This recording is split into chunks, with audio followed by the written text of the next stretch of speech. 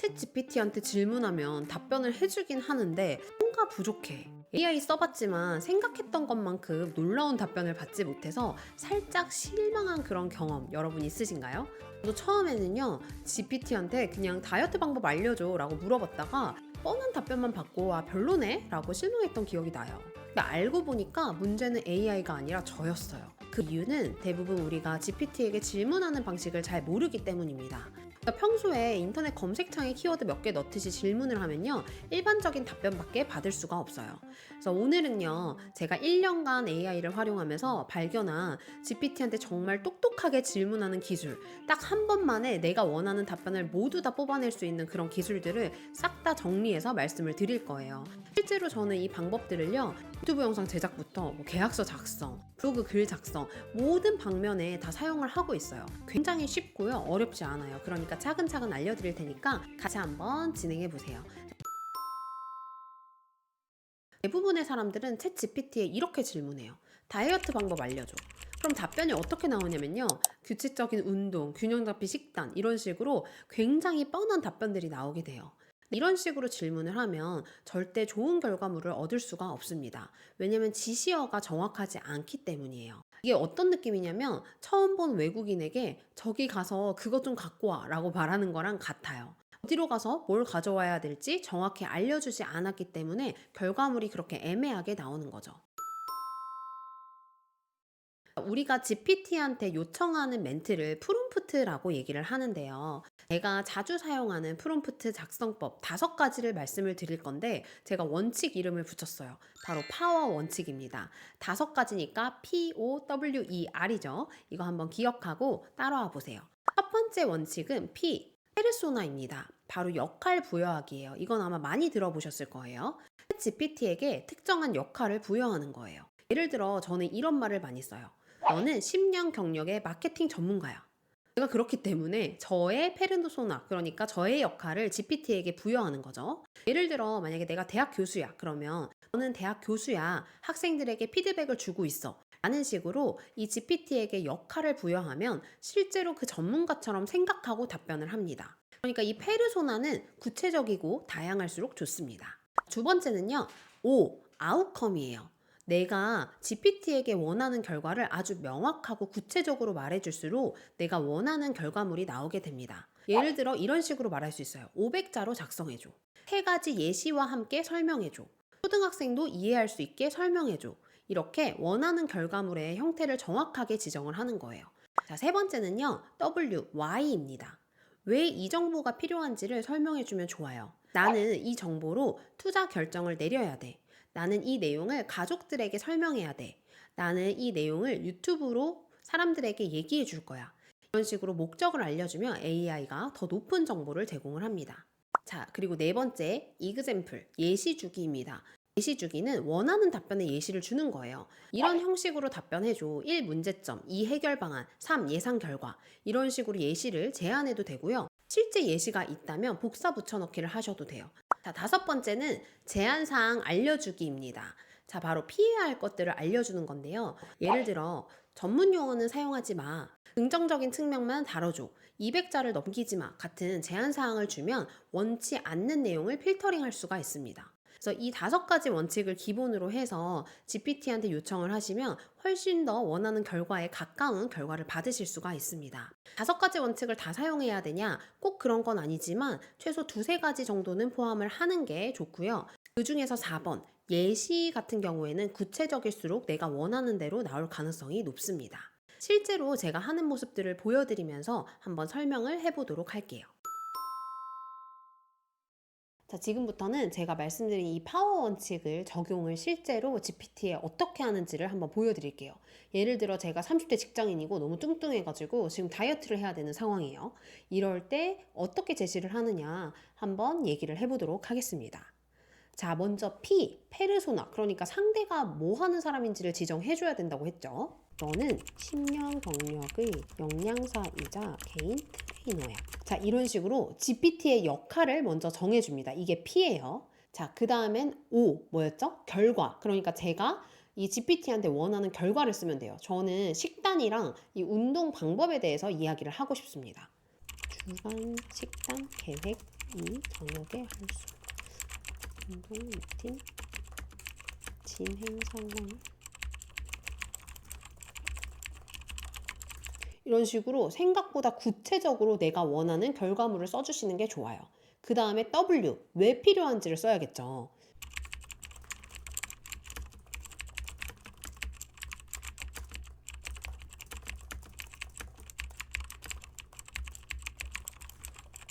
나는 30대 직장인인데 대부분 앉아서 일을 해. 2달 동안 5kg를 빼고 싶어. 그리고 난 저녁에만 운동을 할 수 있거든. 이라고 제가 그 이유를 굉장히 명확하게 줍니다. 실제로 제가 2개월 동안 5kg를 빼고 싶다는 저의 목표까지도 공유를 했죠. 자, 이 예시인데요. 제가 어떤 식단표라던가 이런 예시가 없어서 저는 예시를 빼고 하겠습니다. 만약에 예시가 있다면 여기에 예시를 넣어주시는 게 결과에는 훨씬 더 도움이 돼요. 5번째, 어떤 제한 사항을 뺀다라고 했는데 전문 용어는 빼줘라고 얘기를 할게요. 이런 식으로 내가 원하는 걸 작성을 하고 한번 요청을 해볼게요.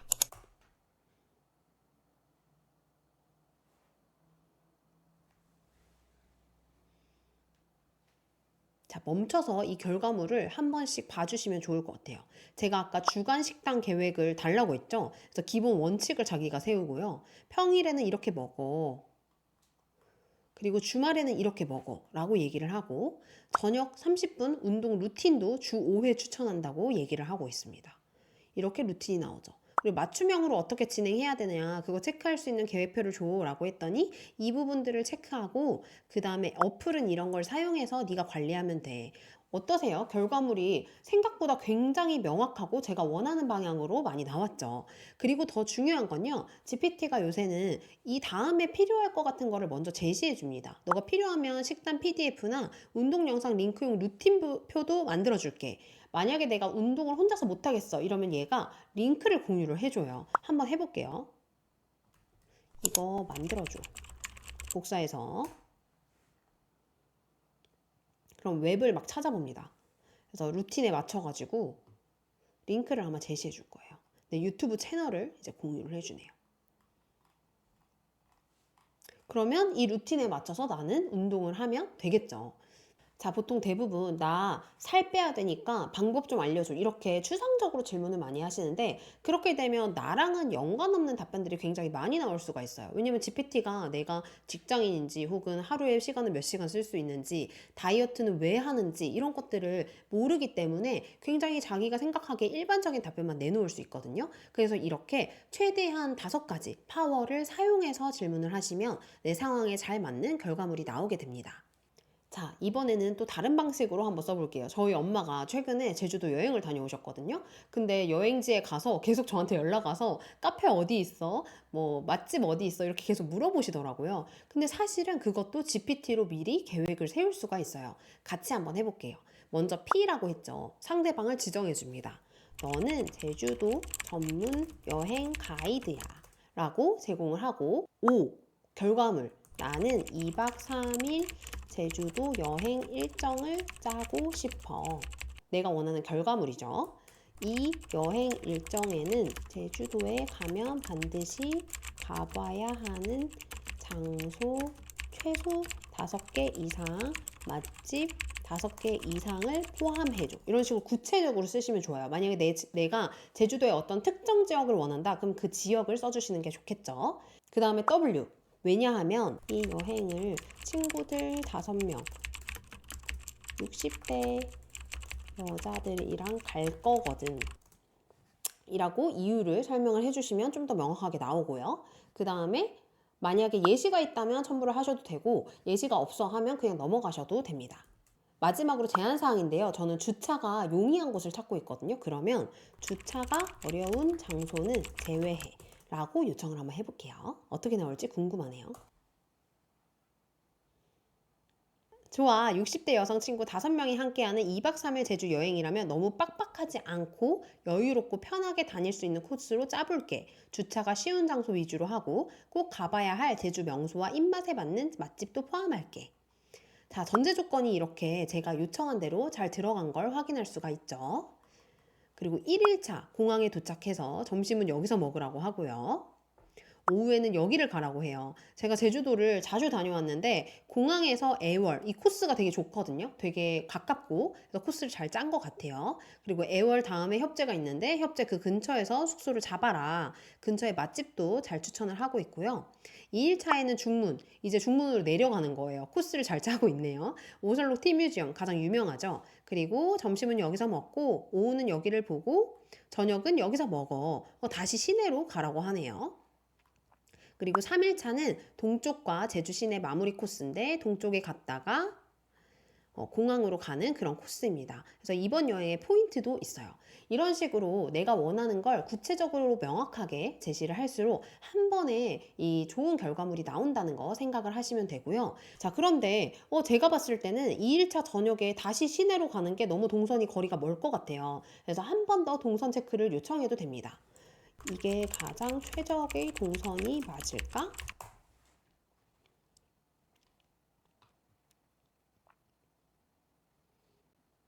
자, 최적의 동선이라는 게 조금 더 다르기 때문에 조금 더 효율적인 대안도 같이 줄게 라고 해서 동선을 현재 제시한 거를 이제 요약을 하고요. 대안 일정을 다시 줍니다. 이런 식으로 GPT한테 처음에 요청하고 내가 원하는 방향으로 데리고 올 수도 있어요. 자, 결과를 쭉 내릴 테니까 같이 한번 보세요. 대안 일정 제한, 공항에서 가까운 곳에서 먼 곳으로 갔다가 다시 돌아오는 구조. 1일차는 이렇게 코스를, 2일차는 이 코스를, 3일차는 코스를 똑같은 데에서 이제 코스가 조금 달라진 걸 확인할 수가 있죠.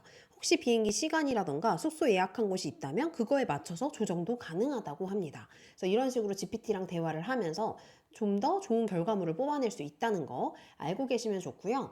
제가 오늘 파워 이제 요청법을 말씀을 드렸잖아요. 근데 저처럼 요청하기 어려우실 수도 있을 것 같아요. 한 문장에 이 많은 것들을 제안하기가. 그럴 때는요, 꼭 이렇게 한 번에 다 하지 않으셔도 됩니다. 보여드릴게요. 자, 먼저 페르소나를 설정해서 하나씩 요청을 하셔도 괜찮아요. 해볼게요. 너는 10년 차 주부야. 알겠어. 나는 이제 10년 차 주부야. 이렇게 대화하듯이 하셔도 괜찮아요. 자, 그 다음에 5. 결과물이 필요하죠. 며칠 뒤에 가족 집들이가 있어. 총 인원은 10명이고 3시간 안에 끝낼 수 있는 집들이용 요리 5가지가 필요해. 라고 저는 결과물을 요청해요. 보기엔 있어 보이는데 만들기 쉬운 요리를 추천해 준다고 하네요. 맞아요. 보통 집들이를 할 때는 그런 게 필요하죠. 그래서 집들이 요리 5가지를 요청을 해줍니다. 요청하니까 이렇게 결과물이 나오네요. 근데 레시피를 제시를 하고 있어요.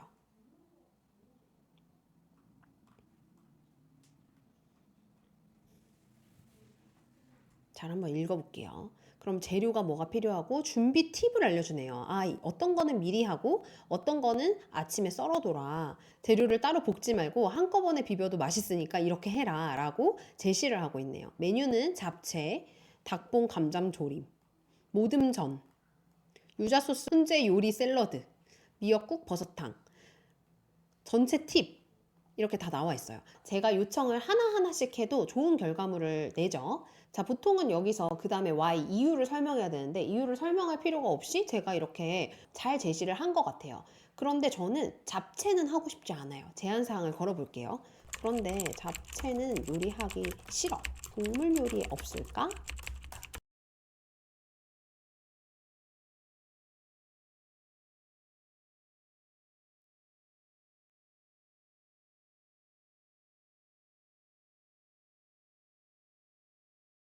자, 이렇게 다양하게 이제 메뉴를 추천해주고 내가 원하는 이제 요리로 바꿀 수가 있습니다.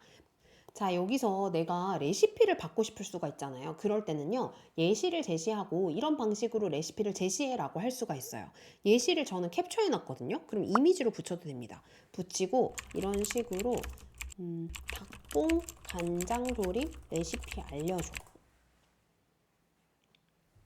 그러면 제가 제시한 이 예시에 맞는 레시피 스타일이 나오게 됩니다. 한번 비교해 보세요. 거의 똑같이 나오죠. 그래서 예시를 주면 줄수록 내가 원하는 대로 결과물이 나올 가능성이 높습니다. 자, 지금까지 했던 내용들을 만약에 한눈에 보고 싶으면 좋아, 이 내용들을 한 번에 정리해줘. 라고 하면 지금까지 나눴던 대화들을 기반으로 해서 최종적인 이야기가 나오게 됩니다. 요리 5종 세트고요. 어떤 요리를 할 건지 어떤 식으로 하면 되는지를 하나하나 얘기를 해주죠. 그래서 이렇게 한 번에 알려주지 않고 대화를 하면서 내가 원하는 방향으로 데리고 올 수도 있습니다. 근데 처음에 제가 제시했던 것처럼 초반부터 구체적으로 제시하면 제시할수록 사실은 내가 원하는 대로 한 번에 나올 가능성이 높아지겠죠. 자, 이런 식으로 상세하게 지시를 하면 원하는 결과물을 똑똑하게 얻을 수가 있습니다. 여러분들이 전문가가 아니셔도 챗GPT를 통해서 전문가 수준의 결과물을 얻으실 수가 있는 거죠. 모든 예시에서 보셨듯이 파워 원칙은 정말 어떤 분야에서든지 활용을 할 수가 있어요. 물론 챗GPT가 만능은 아니죠. 몇 가지 알아두셔야 될 한계점이 있는데 첫 번째는 최신 정보를 모를 수 있다는 점입니다. GPT-4는 대략 2023년 초 정도까지의 정보만 알고 있고요. 무료 버전은 사실 그보다 조금 더 예전 정보까지 알고 있어요. 그래서 그 이후에 출시된 제품이나 발생한 사건들에 대해서는 아주 정확한 정보를 주지 못할 수도 있습니다. 하지만 예전 정보들, 뭔가 변하지 않는 정보들에 대해서는 GPT가 정말 강력한 것 같아요. 어떤 건강 정보라던가 과거에 있었던 역사적인 사실이라던가 혹은 일반적인 자기소개서 작성법 혹은 영어 공부법 이런 거에는 정말 유용하고요.